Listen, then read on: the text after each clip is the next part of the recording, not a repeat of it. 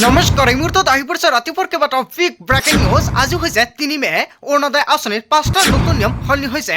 ৫টা নতুন নিয়মৰ জৰিয়তে অৰুণোদয় আঁচনিৰ একাউণ্টত ৩,০০০ টকা প্ৰদান কৰিব মুখ্যমন্ত্ৰী ডক্টৰ হিমন্ত বিশ্ব শৰ্মাই। যদি আপুনি চৰকাৰী কৰৰ বাবে আবেদন কৰিছে, চৰকাৰী কৰৰ প্ৰথম কিস্তি টকা ৰিলিজ কৰা হ'ব। আজি চৰকাৰী কৰৰ প্ৰথম কিস্তি টকা ৰিলিজৰ নতুন তাৰিখ ঘোষণা কৰিছে। PM কিষাণৰ প্ৰতিজন হিতাধিকাৰী বেংক একাউণ্টত ২৩ নং কিস্তি ৩,০০০ টকা প্ৰদান কৰিব। PM কিষাণৰ তালিকাত নাম থাকিলে ভাল খবৰ। আত্মসহায়ক প্ৰতিজন মহিলা বেংক একাউণ্টত ২৫,০০০ টকা সোমাব। যদি আপুনি ১০,০০০ টকা পাইছে, এই তিনিটা গুৰুত্বপূৰ্ণ কাম কৰক। ৰেচন কাৰ্ড থাকিলে জনতাই লাভ কৰিব ২০,০০০ টকা এককালীন সাহায্য। ৰেচন কাৰ্ড থাকিলে ১০ তাৰিখৰ পূৰ্বে এই দুটা কাম কৰক। লগতে কেইবাটাও ৰাজনৈতিক খবৰৰ লগতে অৰাজনৈতিক খবৰ যুগুত কৰা হৈছে। আজিৰ দিনটোত গোটেই অসম তথা ভাৰতৰ বিভিন্ন প্ৰান্তৰ পৰা যুগুত হৈছে কেইবাটাও ডাঙৰ খবৰ। এনেবোৰ খবৰ নিতৌ পাই থাকিবলৈ চেনেলটি ছাবস্ক্ৰাইব কৰি ভিডিঅ'টো লাইক কৰিবলৈ নাপাহৰিব। আজিৰ আমাৰ প্ৰথম খুবেই গুৰুত্বপূৰ্ণ খবৰ হৈছে অসমবাসীৰ বাবে এটা ডাঙৰ খবৰ। অৰুণোদয় আঁচনিৰ ধন লাভৰ পূৰ্বৰ সকলো নিয়ম সলনি হৈছে। আগতে অৰুণোদয় আঁচনিৰ একাউণ্টত ১২৫০ টকা লাভ কৰিছিল, কিন্তু এতিয়া অৰুণোদয় আঁচনিৰ পূৰ্বৰ সকলো নতুন নিয়ম সলনি হৈছে। নতুন নিয়মেৰেহে আপুনি লাভ কৰিব অৰুণোদয় আঁচনিৰ ধনৰাশি। এতিয়াৰ পৰা অৰুণোদয় আঁচনিৰ প্ৰতিগৰাকী হিতাধিকাৰীৰ একাউণ্টত ১২৫০ টকাৰ পৰিৱৰ্তে ৩,০০০ টকা প্ৰদান কৰিব আৰু এই টকাৰ নতুন নিয়মৰ প্ৰদান কৰিব ৰাজ্যৰ মুখ্যমন্ত্ৰী ডক্টৰ হিমন্ত বিশ্ব শৰ্মাই। কি ৫টা নীতি নিয়ম পালন কৰিব লাগিব ধন লাভৰ বাবে? প্ৰতিগৰাকী অৰুণোদয়ৰ হিতাধিকাৰী কৰিব লাগিব KYC। যদি আপুনি এজন অৰুণোদয়ৰ হিতাধিকাৰী, আপুনি KYC আপডেট কৰিছেনে? যদি আপুনি কৰিছে, পুনৰ কৰিব নালাগে। যিসকলে হিতাধিকাৰী কৰা নাই, নতুনকৈ KYC আপডেট কৰক। এক্টিভ মোবাইল নম্বৰ দিব লাগিব পৰৱৰ্তী পুনৰ সময়তে। যিসকলে হিতাধিকাৰীয়ে পৰৱৰ্তী পুনৰ সময়তে বেলেগ মোবাইল নম্বৰ দিছিলে, এতিয়া নতুনকৈ মোবাইল নম্বৰটো এড কৰিব পাৰিব। যদি মোবাইলটো সলনি কৰে চৰকাৰক জনাব লাগিব। তেতিয়া নতুন নম্বৰটো চৰকাৰী বিষয় তালিকাত অন্তৰ্ভুক্ত কৰিব। ৰাজ্যৰ প্ৰতিটো ব্লকতে থাকিব অৰুণোদয়ৰ সহায়ক। ধন নাপালে ব্লকৰ কাৰ্যালয়ত গৈ অভিযোগ দিব পাৰিব আপুনি। অভিযোগৰ বাবে চৰকাৰৰ তৰফৰ পৰা মুকলি কৰা হৈছে হেল্পলাইন নম্বৰ। অৰুণোদয় আঁচনিৰ ধন লাভৰ বিসংগতি হ'লে ঘৰৰ পৰাই দিব পাৰিব অভিযোগ আপোনালোকে। পূৰ্বতে অৰুণোদয় পাই থকা লোকৰ মৃত্যু হ'লে পৰিয়ালে পাব এতিয়া অৰুণোদয় আঁচনিৰ সুবিধা। আপোনাৰ ঘৰত যিজন ব্যক্তি অৰুণোদয় আঁচনি পায়, যদি সেই মুৰব্বীজনৰ মৃত্যু হয়, তেনে ক্ষেত্ৰত সেই ঘৰৰ আন এজন ব্যক্তিয়ে পাব অৰুণোদয় আঁচনিৰ সুবিধা। হেল্পলাইন নম্বৰত জনাই দিলে সমাধান কৰি দিব বিষয়াই। নতুন নিয়মেৰেহে আপুনি লাভ কৰিব অৰুণোদয় আঁচনিৰ ধনৰাশি। ১২৫০ টকাৰ পৰিৱৰ্তে ১০ মে'ত প্ৰতিগৰাকী অৰুণোদয়ৰ হিতাধিকাৰীৰ একাউণ্টত ৩,০০০ টকা প্ৰদান কৰিব। যদি আপোনাৰ নাম অৰুণোদয় আঁচনিৰ তালিকাত অন্তৰ্ভুক্ত হৈ আছে, তেন্তে আপোনাৰ বাবে এটা ভাল খবৰ আহি পৰিছে। আজিৰ ভিডিঅ'ত যিমান পাৰে সকলোৱে বেছিকৈ শ্বেয়াৰ কৰি দিব। তাৰপিছত অসমবাসী ৰাজুক জনাইছো আমাৰ পৰৱৰ্তী খুবেই গুৰুত্বপূৰ্ণ খবৰ। লগতে এটা ডাঙৰ খবৰ, চৰকাৰী ঘৰ নোপোৱাসকলৰ বাবে আহি গ'ল ভাল খবৰ। ৰাজ্যত নতুনকৈ আৰু ৩০ লাখ পৰিয়ালে লাভ কৰিব PMAY অধীনত চৰকাৰী ঘৰ।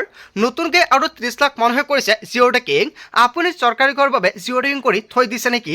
তেন্তে আপোনাৰ বাবে এটা ভাল খবৰ। প্ৰস্তুত কৰিব নতুন হিতাধিকাৰীৰ তালিকা। কোনো দৰিদ্ৰ পৰিয়াল বাদ নপৰে চৰকাৰী ঘৰ লাভৰ পৰা। জিঅ' টেকিং কৰি থোৱা প্ৰায় ৩,২৫,০০০ লোকে পাব চৰকাৰী ঘৰ আৰু ইয়াৰ পাছতে সম্পূৰ্ণ হ'ব প্ৰায় ৩০ লাখ মানুহৰ জিঅ' টেকিং। কিস্তি হিচাপত ধন দিয়া হ'ব ঘৰ নিৰ্মাণ কৰিবলৈ। প্ৰথম কিস্তিৰ ধন পোৱাৰ লগে লগে ঘৰৰ ফাউণ্ডেশ্যন লেভেললৈকে বনাব লাগিব। ঘৰ বনোৱা আৰম্ভ নকৰিলে দ্বিতীয় কিস্তিৰ ধন দিয়া নহ'ব একাউণ্টত। গতিকে PMAY ধন পোৱাৰ লগে লগে আপুনি ঘৰ বনাওক, অন্যথা নাপাব চৰকাৰী ঘৰ আৰু চৰকাৰী যিকোনো আঁচনিৰ সুবিধা। অসমত কোনেও আৰু কেঁচা ঘৰত থাকিব নালাগে, প্ৰতিশ্ৰুতি ৰাজ্যৰ মুখ্যমন্ত্ৰী ডক্টৰ হিমন্ত বিশ্ব শৰ্মাৰ। আপুনি চৰকাৰী ঘৰৰ বাবে জিঅ' টেকিং কৰিছে নেকি? তেনে ক্ষেত্ৰত আপোনালোকৰ বেংক একাউণ্টত চৰকাৰী ঘৰৰ প্ৰথম কিস্তি টকা ৰিলিজ কৰা হ'ব। মাজত মাত্ৰ এটা দিন বাকী আছে, তাৰপিছতে ফলাফল ঘোষণা হ'ব নিৰ্বাচনৰ ফলাফলত পুনৰ যদি হিমন্ত বিশ্ব শৰ্মা মুখ্যমন্ত্ৰী হয়, ১০ তাৰিখে প্ৰদান কৰা হ'ব অৰুণোদয় আঁচনিৰ ধনৰাশি। অৰুণোদয় আঁচনিৰ লগতে PM কিষাণৰ প্ৰতিজন হিতাধিকাৰীৰ একাউণ্টত এই টকা প্ৰদান কৰিব। কেৱল এয়াই নহয়, যদি আপুনি চৰকাৰী ঘৰৰ বাবে জিঅ' টেকিং কৰিছে, চৰকাৰী ঘৰৰ প্ৰথম কিস্তি টকা ৰিলিজ কৰা হ'ব।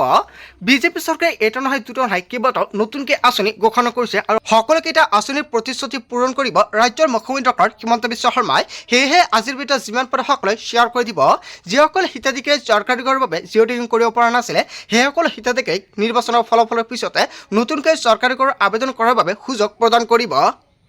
তাৰপিছত অসমবাসী ৰাইজক জনাইছো আমাৰ পৰৱৰ্তী খুবেই গুৰুত্বপূৰ্ণ খবৰ লগতে এটা ডাঙৰ খবৰ PM কিষাণ সন্মানীয় ধন লাভ কৰা সকলৰ বাবে আহি গৈছে ডাঙৰ খবৰ 23 নং কিস্তি লাভৰ বাবে শীঘ্ৰে পঞ্জীয়ন কৰক আপোনাৰ নাম অন্যথা বঞ্চিত হ'ব পাৰে 23 নং কিস্তি ধন লাভৰ পৰা পঞ্জীয়ন নকৰা কৃষকে নাপাব 23 নং কিস্তিৰ ধনৰাশি পঞ্জীয়ন কৰাৰ পিছতে ঘৰতে আপোনাৰ আবেদনৰ স্থিতি পৰীক্ষা কৰক কিদৰে পৰীক্ষা কৰিব আপুনি প্ৰথমতে PM কিষাণৰ অফিচিয়েল ৱেবছাইট pmkisan.gov.in লৈ যাওক আৰু হোম পেজত থকা ফাৰ্মাৰ কৰ্ণাৰলৈ যাওক ইয়াৰ পিছতে status of self registered farmer by CSC ফাৰ্মাৰৰ বুটামত আপুনি ক্লিক কৰক নতুনকৈ খোল খ ফৰ্মখনত আপোনাৰ 12 অংকৰ আধাৰ নম্বৰটো লিখি দিয়ক আৰু কাষত দিয়া কেপচা কোডটো শুদ্ধকৈ সন্নিৱিষ্ট কৰক আৰু শেষত সাৰ্চ বুটামত ক্লিক কৰিলে আপোনাৰ আবেদনৰ বৰ্তমান স্থিতি দেখিবলৈ পাব যদি আপোনাৰ পৰীক্ষা কৰি থকা হৈছে তেন্তে পেন্ডিং ফৰ এপ্ৰুভেল বুলি আহিব সম্পূৰ্ণ পৰীক্ষা হলে এপ্ৰুভড বাই ডিস্ট্ৰিক্ট বাই ষ্টেট বুলি আহিব যদি আপুনি আগতে পঞ্জীয়ন কৰিছিল আৰু কিস্তিৰ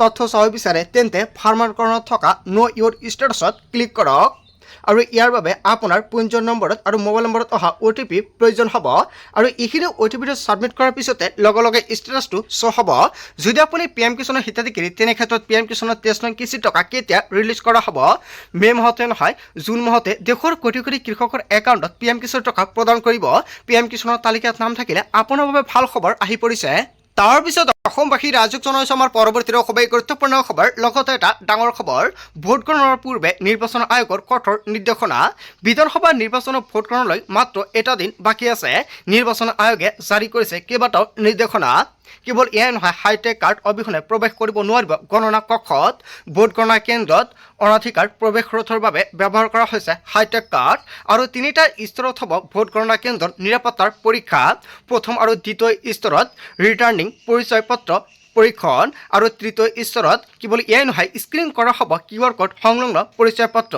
আৰু QR কোড স্কেন কৰিহে প্ৰৱেশ কৰিব পাৰিব গণনা কক্ষত প্ৰাৰ্থীৰ পৰা গণনা কৰ্মী সকলোৰে বাবে বাধ্যতামূলক এই কাৰ্ড আৰু QR কোড ভিত্তিক ফটো সংলগ্ন পৰিচয় পত্ৰৰ লগত ৰাখিব লাগিব ফলাফল ঘোষণাৰ পাছত বিজয় সমতলৰ ওপৰত নিৰ্দেশনা নিৰ্বাচনী আয়োগৰ অনুমতিৰ ভিত্তিতে প্ৰৱেশ কৰিব পাৰিব সংবাদ মাধ্যম আৰু ভোট গণনাৰ পূৰ্বে নিৰ্বাচন আয়োগৰ কঠোৰ নিৰ্দেশনা বিধানসভা নিৰ্বাচনৰ ভোট গণনালৈ মাত্ৰ এটা দিন বাকী আছে কাইলৈ ঘোষণা কৰা হ'ব ফলাফল আৰু ইয়াৰ আগতেই এই ছবি প্ৰকাশ কৰিছে নিৰ্বাচন আয়োগৰ ফালৰ পৰা তাৰ পিছত অসমবাসী ৰাইজক জনাইছো আমাৰ পৰৱৰ্তী খুবেই গুৰুত্বপূৰ্ণ খবৰ লগতে এটা ডাঙৰ খবৰ 1 মেৰ পৰা 4 মেলৈ বতৰ চলাব তাণ্ডৱ অসমত হ'ব পাৰে বান সদৃশ পৰিস্থিতি 4 মেত অসমত নিৰ্বাচনী ফলাফল ঘোষণাৰ দিনটোত এলাৰ্ট জাৰি কৰা হৈছে ঘণ্টাত 40ৰ পৰা 50 কিলোমিটাৰ বেগেৰে ধুমুহা পৰাৰ সম্ভাৱনা অসমৰ লগতে উত্তৰ পূৰ্বাঞ্চলৰ কেইবাখনো ৰাজ্যত এলাৰ্ট জাৰি কৰা হৈছে কেন্দ্ৰ জল আয়োগে জাৰি কৰিছে সতৰ্কবাণী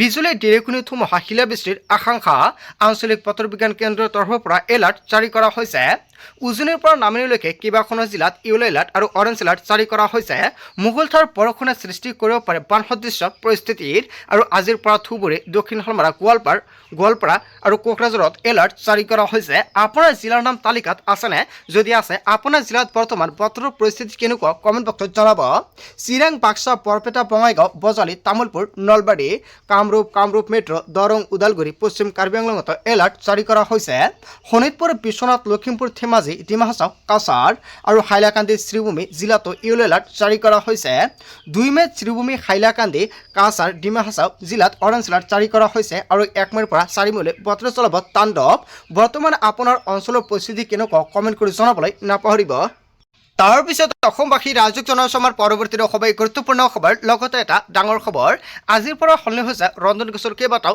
নতুন নিয়ম বুকিং আৰু ডেলিভাৰীক লৈ আহি গ'ল নতুন নিয়ম OTP অবিহনে লাভ নকৰিব ৰন্ধন গেছৰ চিলিণ্ডাৰ 1 মে অৰ্থাৎ আজিৰ পৰা OTP নোহোৱাকৈ নাপাব চিলিণ্ডাৰ আপুনি ৰন্ধন গেছৰ চিলিণ্ডাৰ বুকিং কৰিলে যদি বুকিং কৰাৰ সময়ত কিবা সমস্যা হৈছে কমেণ্ট কৰি জনাব পাৰে সহায় কৰা হ'ব চিলিণ্ডাৰ বুক কৰাৰ পাছত আপোনাৰ মোবাইললৈ যাব OTP ৰেজিষ্টাৰ্ড মোবাইল নম্বৰত আপুনি লাভ কৰিব OTP ডেলিভাৰীৰ সময়ত আপুনি সেই OTP ক'ব লাগিব লগতে আপোনাৰ একাউণ্টত যদি সাবচিডি টকা জমা নহয় সেয়া আপুনি কি কৰিলে লাভ কৰিব সেয়া ভিডিঅ'টোৰ শেষত জনাই দিয়া হ'ব ৰচিদ দেখুৱালে OTP দিয়াটো বাধ্যতামূলক কেৱল এয়াই নহয় চহৰ অঞ্চলত 21 জনৰ পৰিৱৰ্তে 25 জনলৈ বৃদ্ধি হৈছে গেছ বুকিঙৰ সময় আৰু 2টা চিলিণ্ডাৰ বুকিঙৰ সময়সীমা 25 দিনলৈ বৃদ্ধি আৰু গ্ৰামাঞ্চলত এই সময়সীমা 45 দিনলৈ বৃদ্ধি হ'ব পাৰে সময়সীমাৰ পূৰ্বে গেছ বুক কৰিলে স্বয়ংক্ৰিয়ভাৱে কৰি দিব ব্লক আৰু OACL লগতে BPCL আৰু SPCL কোম্পানীয়ে প্ৰতি মাহতে 1 তাৰিখে কৰিব আপডেট আৰু গেছ বুকিঙৰ নিয়ম আৰু মূল্য সন্দৰ্ভত আপডেট দিব LPG কোম্পানীয়ে গ্ৰাহকলৈ জৰুৰী নিৰ্দেশনা জাৰি কৰিছে LPG কোম্পানীয়ে নিজৰ ৰেজিষ্টাৰ্ড মোবাইল নম্বৰ গ্ৰাহকক সক্ৰিয় ৰখাৰ বাবে আহ্বান জনাইছে গেছ বুকিঙৰ পূৰ্বে চেক কৰক পূৰ্বৰ চিলিণ্ডাৰ বুকিঙৰ সময় আৰু গেছ ডেলিভাৰীৰ সময়ত মনত ৰাখক OTP আৰু উজ্জ্বলা আঁচনিৰ হিতাধিকাৰীয়ে আধাৰ কাৰ্ড আৰু EKYC আপডেট কৰাটো বাধ্যতামূলক চিলিণ্ডাৰ কলাবজাৰ নাইকিয়া কৰাৰ বাবে এই পদক্ষেপ গ্ৰহণ কৰিছে আৰু আজিৰ পৰা সলনি হৈছে ৰন্ধন গেছৰ নতুন নিয়ম 1 মে'ৰ পৰা কেইবাটাও নতুন নিয়ম কাৰ্যকৰী হৈছে তাৰ পিছত অসমবাসী ৰাজত্ব নৈচমৰ পৰৱৰ্তী খুবেই গুৰুত্বপূৰ্ণ খবৰ লগতে এটা ডাঙৰ খবৰ আজি হঠাৎ জৰুৰীকালীন সতৰ্কৰে বাজি উঠিব আপোনাৰ মোবাইল ফোন বাজি উঠিল নে দুৰ্যোগৰ জৰুৰীকালীন সময়ত হ'ব লাগিব আপুনি সতৰ্ক আজি চৰকাৰে ভাৰতত মুকলি কৰিব বিশেষ এলাৰ্ট ছিষ্টেম ৰাষ্ট্ৰীয় দুৰ্যোগ ব্যৱস্থাপনা কৰ্তৃপক্ষৰ এয়া এক পৰীক্ষামূলক সতৰ্কবাণী আজি দেশজুৰি মুকলি কৰা হ'ব চেল ব্ৰডকাষ্ট এলাৰ্ট ছিষ্টেম কেন্দ্ৰীয় কৃষিমন্ত্ৰী অমিত শ্বাহে মুকলি কৰিব এই এলাৰ্ট ছিষ্টেম প্ৰাকৃতিক দুৰ্যোগ আৰু জৰুৰীকালীন সময়ত ৰাইজক সতৰ্ক কৰিবলৈ এই পদক্ষেপ হাতত লৈছে ভূমিকম্প ঘূৰ্ণীবতাহ বানপানীৰ পূৰ্বে বাজিব এই এলাৰ্ট দেশৰ যিকোনো জৰুৰীকালীন পৰিস্থিতি ৰাইজক এলাৰ্ট কৰিব এই ছিষ্টেমে আজি হঠাৎ জৰুৰীকালীন সতৰ্কতাৰে বাজি উঠিব পাৰে আপোনাৰ মোবাইল ফোনটো বাজি উঠিছেনে যদি উঠিছে এতিয়াতো কমেণ্ট কৰি জনাই দিয়ক বন্ধু বান্ধৱীসকল গোটেই অসম তথা ভাৰতৰ বিভিন্ন প্ৰান্তৰ পৰা যুগত হৈছে কেইবাটাও ডাঙৰ খবৰ এনেবোৰ খবৰ নিতৌ পাই থাকিবলৈ চেনেলটো ছাবস্ক্ৰাইব কৰি ভিডিঅ'ত এটা লাইক কৰিবলৈ নাপাহৰিব। সো থ্যাংক ইউ ফৰ ৱাচিং ফুল ভিডিঅ'।